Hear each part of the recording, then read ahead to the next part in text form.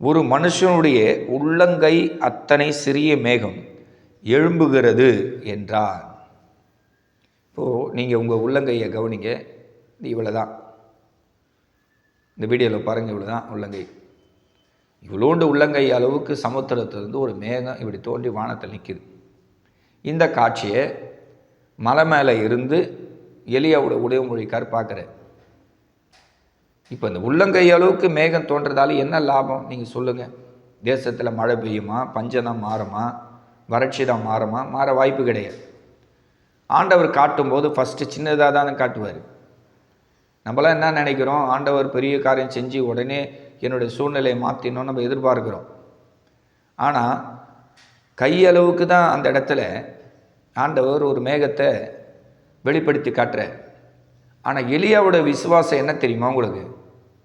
அந்த கையளவு மேகம் தோண்டிச்சா, ஓகே, இப்போ நீ போய் ஆகாக்கிட்ட சொல்லு, நீ ரதத்தை பூட்டிக்கின்னு நீ வீட்டுக்கு போ, பெருமழையோட இறைச்சலை நான் பார்க்குறேன் அப்படின்னு எலியா விசுவாசமாக அந்த இடத்துல கிரியை செய்கிறேன். இந்த விசுவாசம் இன்னைக்கு பஞ்சம், பசி, கடன் தொல்லை, வியாதி, வறுமை இப்படி பாதிக்கப்பட்ட ஜனங்களுக்கு அந்த விசுவாசம் கிடையாது.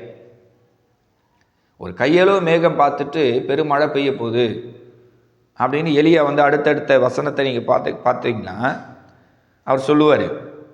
அப்போது இந்த வேத பகுதியில் மழை பெய்ய போகுது அப்படின்னு எலியா ப்ராப்பசி உரைக்கிறார்.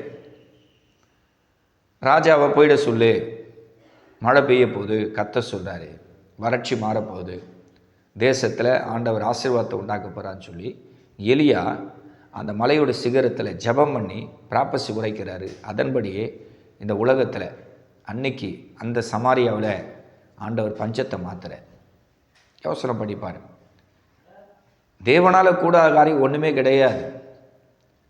நீங்கள் முழு விசுவாசத்தோடு என் தேவன் எனக்கு பெரிய காரியம் செய்வார், தேவனால் கூடாத காரியம் ஒன்றும் கிடையாது, கர்த்தரால் ஆகும்னு சொல்லி நீங்கள் விசுவாசிக்கணும்.